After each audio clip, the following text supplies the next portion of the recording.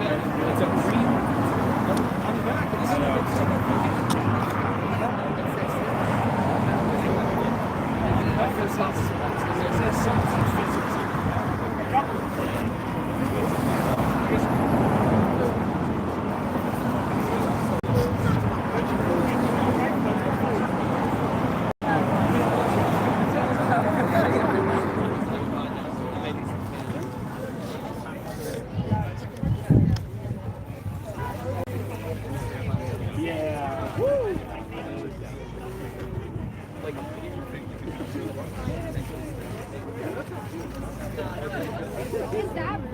I'm not an older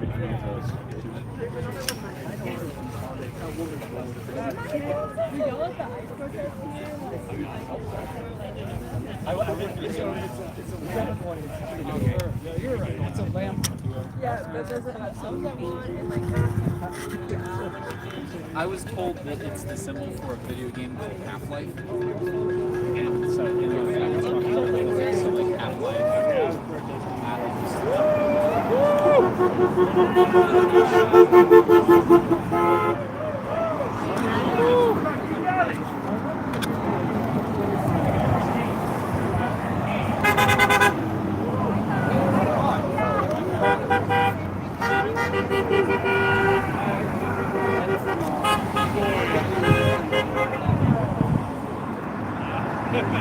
That's hilarious.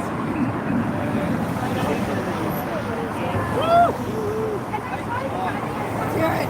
Let's hear it. Let's hear it. What's that?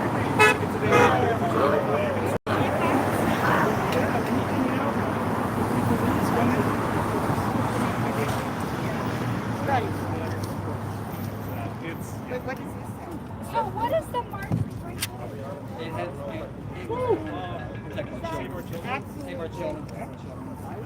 Yeah, hey, if you're just tuning in, welcome back to part 2. We're at Stand Up for the Science Rally here at the Colorado State Capitol, and we've heard what they had to say. They talked a little bit about vaccines, climate change, global warming, energy infrastructure. We also got to talk to people, well, one of the speakers, should I say, about Operation Warp Speed and emergency youth authorization vaccines. So we're going to hang around for a little bit longer. If you haven't already, hit that like and subscribe button. Hey, you want to tell us about your sign today? Sure. Kind of wanted to sort of tie in a lot of the stuff the current administration is doing in the renewable energy sphere, and also in foreign policy. So, and what were your thoughts on the super grid that was talked about today? I would say it's very forward-thinking. The costs of solar are constantly going down. It's definitely a worthwhile investment, especially since there's pipelines that are easily 4 times as wide being built all over the country right now. So do you think maybe solar and wind wouldn't be able to sustain the proposed grid, or?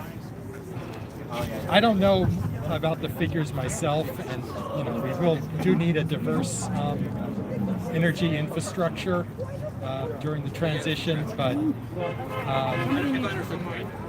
definitely they can be a major part of it. So any thoughts on fossil fuels, or?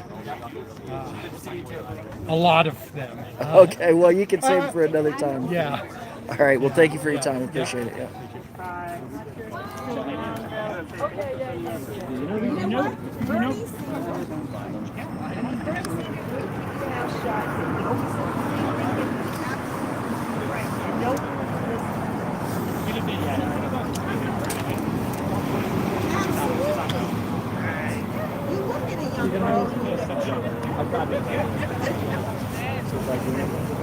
You as well. Thanks for being here.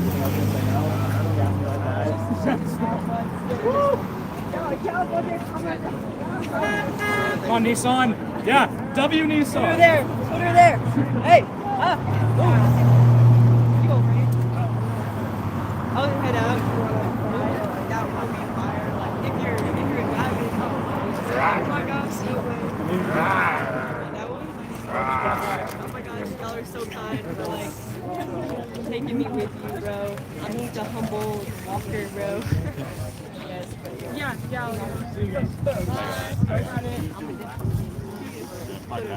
Pleasant seeing you. Les, I'm sure I'll see you at some random event. Fire, me and you, just there. Never on my days, I'll be on. Wait. First time. No, that is more like wearing the costume of road life. Anything just gets more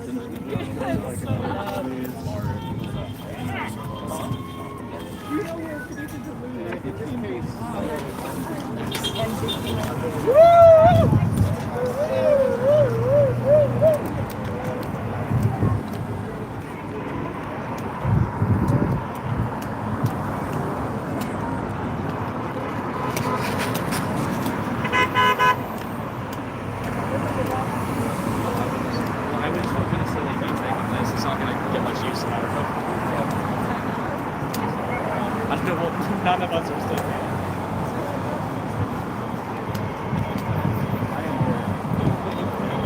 Looks like another march demonstration across the street. We see some release the Epstein Files sign.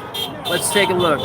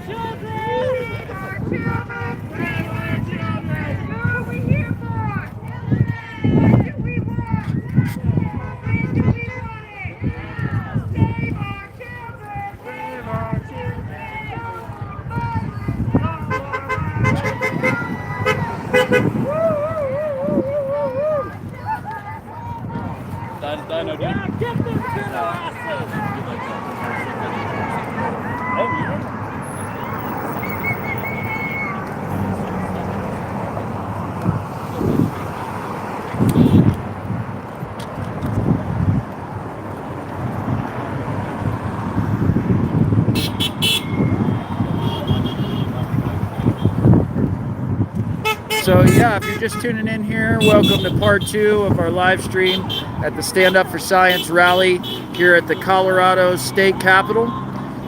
And we're just out here seeing what people had to say, talking to people about Operation Warp Speed, vaccines, and emergency youth authorization, excuse me.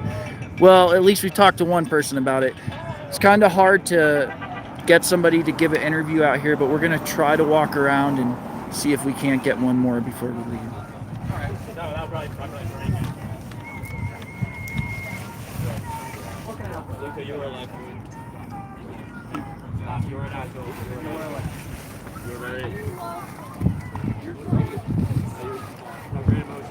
can tell you were very angry.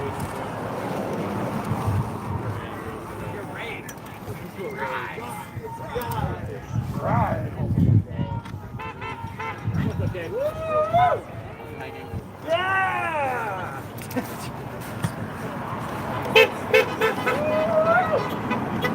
Hey. How you doing? Good, how are you? Pretty good. We were just live streaming out here. Awesome. Who are you with?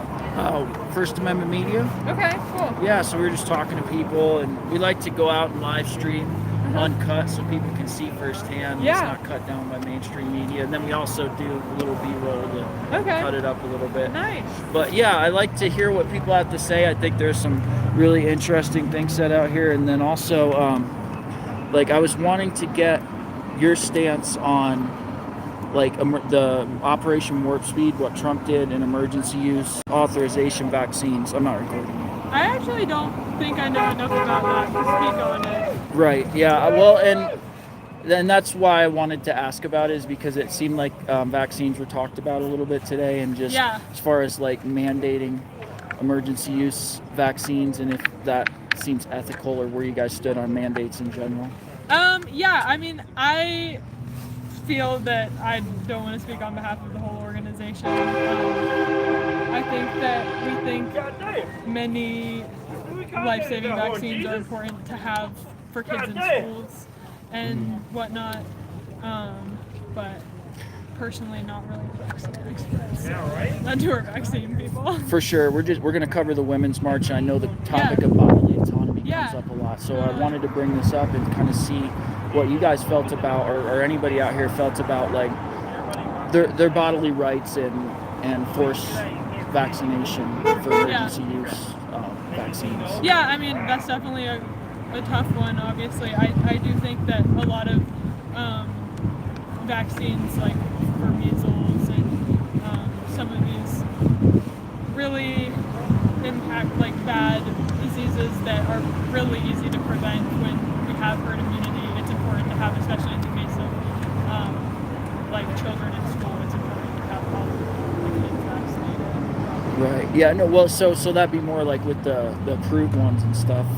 Yeah. What I've heard and why I like to bring this one up is because a lot of people are saying that like Operation Warp Speed and forcing emergency use vaccines before it got approved was a violation of the Nuremberg Code and a violation of human rights. So whenever I hear experts on this, I always try to bring it up, especially I get now. that. So. But yeah, honestly, I appreciate I don't all really your know that time. much about Operation Warp Speed, but I appreciate the question. Yeah, for Thank sure. you so much for coming out. For sure. And we're at 1A_media on YouTube. Okay. You can check us out. Awesome. So Thank you. you. Appreciate it.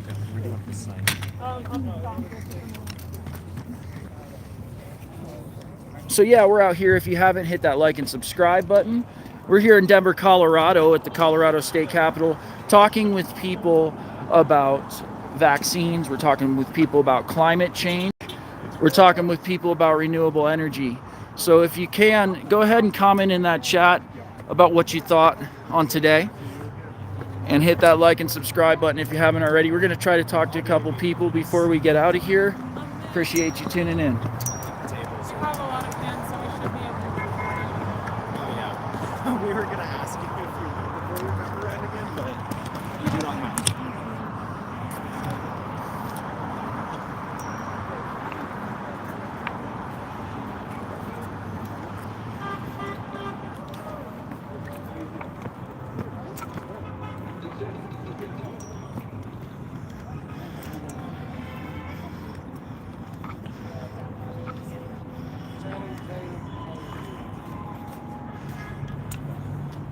Blink twice. Oh, blink twice. That's what it is. Yeah.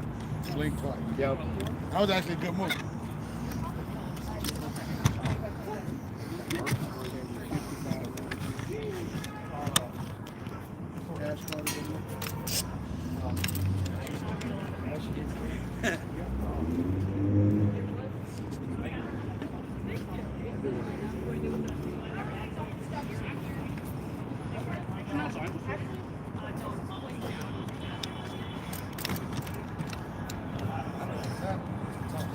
So yeah, if you've been tuned in here, as you know, Women's March is coming up tomorrow. We're talking a lot about vaccines, bodily autonomy. Looks like they're wrapping up here at the Stand Up for Science rally at the Colorado State Capitol. But we tried to stay with it. We tried to live stream the whole event. There are 2 parts to this, which will be released tomorrow. And we did speak with one of the speakers, and they addressed Operation Warp Speed and a couple other things briefly. So we'll go ahead and try to post that. But thanks for tuning in. Again, hit that like and subscribe button. We're going to stick around for another 10 to 15 minutes. So stay tuned.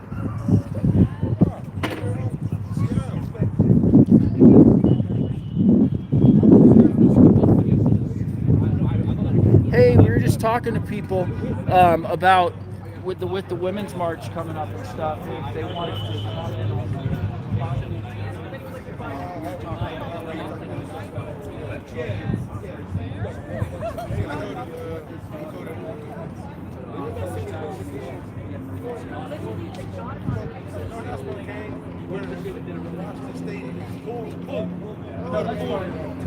Yeah, I appreciate you stopping.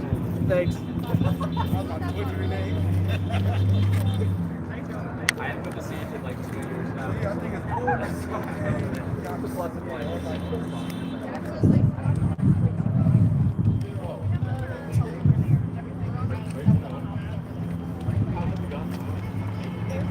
They took me back. Dave is that mountain.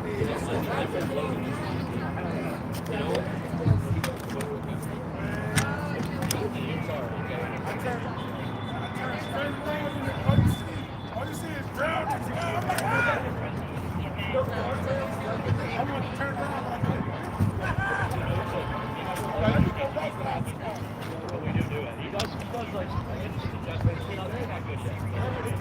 Jordan here at the Colorado State Capitol. We're here at Stand Up for Science Rally. And today we came out and heard what people have to say on climate change, renewable energy, and vaccination.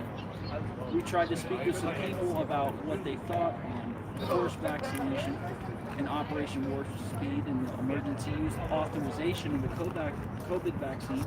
And we're still trying to talk to people out here, but stay tuned and tune into our live stream because we're going to continue to come out here and do this and show it to you uncut so you can make the decision for yourself. This is Jordan Bell. This is Jordan Baldwin with First Amendment Media. Signing off. Get some B-roll here.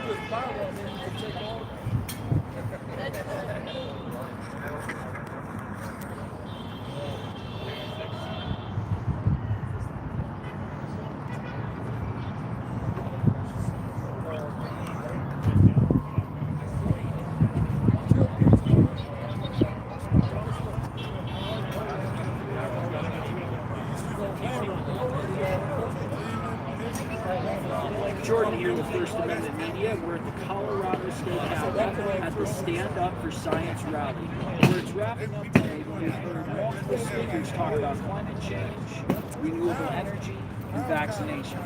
So we wanted to catch up with people, see what they had to say, and we're going to stay tuned and we'll be back with you. Everybody else in Pittsburgh, and you committed, and you Buffalo. Just go. What time you went down there to church? We went down there at 7:30 in the morning with my son. And there was a group playing beer pong, right? And they stayed there through the first quarter, right? So we left, right, to get something to eat. We came back down.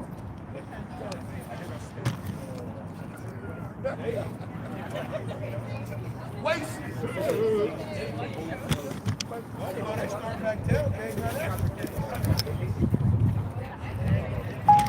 Getting ready to leave here in about 5. Doesn't look like anybody else really wants to give an interview, but we're going to try on the way out to talk to people about what they think on forced vaccination.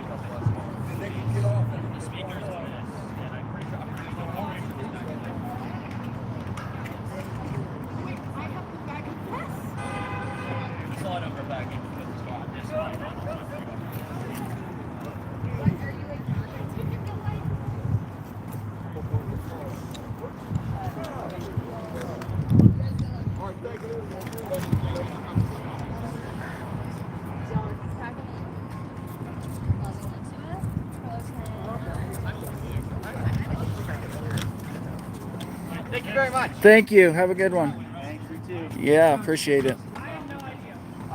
I'm for down. We're just going the way we came. Your car. Your car.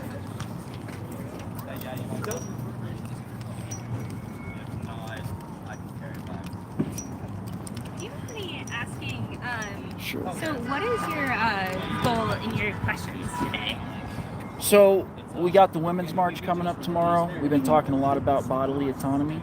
So we wanted to talk about Trump's Operation Warp Speed and how they had imposed forced vaccination upon people for experimental use vaccine. So that's what I thought was a great topic for today. You guys were already talking about vaccines, so we got a couple people to talk about it, but I think that's the hot topic right now is people are kind of wondering what are the facts, what really happened. So when we come out to things like this, I figure that's a really good question.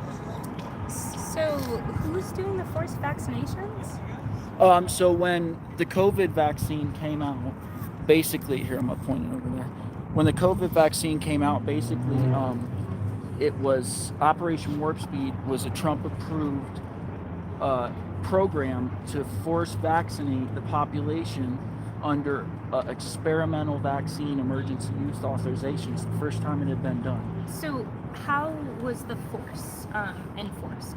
Well, people lost their jobs, they lost their livelihood. If they didn't get the vaccine, it was mandated that people had to take it. So it's the Or they couldn't vaccine participate in society. Yeah. So yeah, and a lot of people say that's against the Nuremberg Code to mandate anything that's experimental is a human experiment. And so that's why I feel like groups like this should totally have a stance on that. But if nobody's been able to answer my question, is where you guys stand on forced vaccination and Operation Warp Speed. So our organization has no affiliation with the current administration. We have no affiliation with any political candidate. We are not lobbying for Warp Speed, and we have no stance as an organization on Warp Speed. As an organization, What about we promote evidence-based research in medical health, and we think that doctors and decades of research on vaccinations should be what is leveraged in order to enact policy. And there are known facts around if you have a critical mass of a vaccinated population, you can significantly reduce the strain that can occur on intensive care units. You can really lower that infant mortality rate. I mean, we're looking at the resurgence of measles as close by as Broomfield, Colorado right now, where they're shutting down schools because kids are getting sick, and the unfortunate reality is kids are going to start dying. Well, and I think most people are for approved vaccination, but the problem is with the COVID vax, it was being pushed on people in an unapproved status. So that, let's just put Operation Warp Speed aside. What's your stance on bodily autonomy and vaccines that aren't approved being forced on the population? So there's a difference in my mind between bodily autonomy and being able to choose for yourself, because there's a legal choice that's happening there, and the forced vaccination that you're talking about is a societal pressure choice and also a choice in terms of career. And I say this as someone with a chronic health condition. I want to know that if I go to a hospital, that every single person in that hospital has been vaccinated. Because if you walk into a hospital and you're above the age of 60, if you have asthma, and suddenly you are exposed to things that you would have never been exposed to if you hadn't gone to the hospital. Like, I just came in because I broke my arm, let's say, and now I've got someone giving me measles, like, because they're not a vaccinated healthcare professional. That's different to me than bodily autonomy. You still have the option to say whether or not you would like to get that vaccine, but no, I don't think that anyone who's working in a healthcare setting should be allowed to treat a high-risk patient. Like, you are basically saying, oh, you walked in for this problem, let me give you another one. And I think that's not what a hospital should be. Should I be afraid of, getting stitches in my lip if I fell this morning because I'm worried that I'm gonna walk in and get COVID from it? Like, that's what we're talking about. And we were already straining our healthcare system. Frontline workers, like, we're talking about paramedics who are coming in, like, fire department. If my house is on fire and someone comes in and they pick up my child, let's say something has happened, I'm down, and there's a 2-year-old in the house, and an unvaccinated fireman comes in to save my burning house, and I found out a week later that my kid has measles and they died from that. That shouldn't be an option. I shouldn't have to choose between those things. And to me, that's not bodily autonomy. I respect if someone says, like, I don't want to be forced to have a medical procedure, but I think that it should restrict your employment when it comes to putting people in extremely unsafe situations. Absolutely. But I say that all not speaking as, like, for Stand Up for Science or any organization. That's my personal opinion, and I think it's dangerous to manipulate words in a way that you compare bodily autonomy with career choice. Well, because there's certain things that, like, I have a legal choice whether or not I can get an abortion, depending on what state that I live in. That to me is bodily autonomy. Currently, everyone has legal choice of whether or not they get vaccinations, but you might have to choose a different school setting. You might have to choose a different professional setting. Well, what about not being able to go in the grocery store? Do you think, where does it stop is my question. Where was that happening with the grocery store? Where that you couldn't wear a mask or you had to have a vaccine proof to I get think into certain that places? if you are a business owner and that's how you choose to conduct your business, that's well within your rights as a small business to do it as you choose. Well, and I absolutely think that a lot of people feel the way you do about the approved vaccines that have been proven throughout time. But as far as the COVID vaccine, I mean, correct me if I'm wrong, but it started to stop the spread, and then it was proven that it didn't protect against contraction or transmission. So a lot of the initial science that was put out there was not even correct. So from my understanding, it was actually already proven that it was going to reduce the rate of hospitalizations, especially in critical care populations. It can lower the chance of transmission because if you're looking at large-scale averages, then that vaccine still has significant benefit to society. And so, yeah, you can look at the fact that there's always going to be outliers, and there are people that it won't stop the transmission of.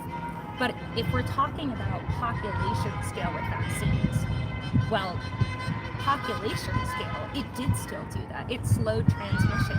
We saw that there was less of an overall pressure on the critical supply of ventilators that are present across the country. So I don't think that actually any of the true science, not in quotation mark science, is false there. And I have to say, I commend you because there's some people that like to have this conversation and can get really riled up. It seems like you have done a lot of independent research. Yeah. So being willing to like talk and listen to people is huge. But I just would appreciate if you don't manipulate people that are coming here and try to compare two things to each other. Because I think that there's a real danger of using words that are meant to entrap people into saying things that they don't mean. And by comparing bodily autonomy, whether or not I legally have a choice to get an abortion, to saying the fact that like, if you're not vaccinated, you can't work in an intensive care unit in a hospital, to me, those are not the same definition. No, I understand, but I think it goes back to what you said. You know, anybody can get an abortion. It's whether it's legal. They can perform an abortion. It's whether you do it within the law. So I do believe it goes back to bodily autonomy because there's a lot of people who feel like they were cheated, that like they lost their whole livelihoods, they lost their job, they lost their income, their family, or worse. You know, and I think that's disingenuous to try to take that away from so many people who feel that way. But I also think that it's really great that you're able to talk to people like this too, because we have people from all sides, but when we can talk about things and just listen and really agree to disagree, I think that's how good changes get made and how minds get changed. So I really appreciate you doing it. Well, thank you for talking. Yeah, for sure. I caution you against maybe being really transparent about where you're coming from on things and avoiding like the entrapment, because these are good people that are out here and they work incredibly hard and have spent a long time studying the facts and the science and evidence-based research, and I stand by that. Decades of medical research. Well, and that's why I came out here today. We could fight about it all day, and a lot of people do, but hearing what you guys had to say, being able to talk to you, I think is important. So thank you. Have a nice day. You too. So yeah, if you're tuned in here, we're going to end it. Looks like this event is wrapped up. If you haven't hit that like and subscribe button, we are here at the Colorado State Capitol.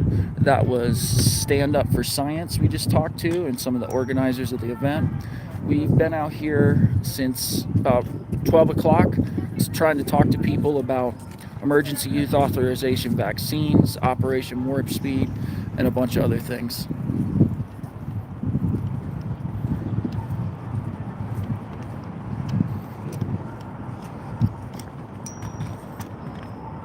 All right, we're going to end it here. Thanks for tuning in, and I appreciate everything. your likes, your subscribes. If you haven't hit it already, hit that like button. Stay tuned. We're going to be back with it.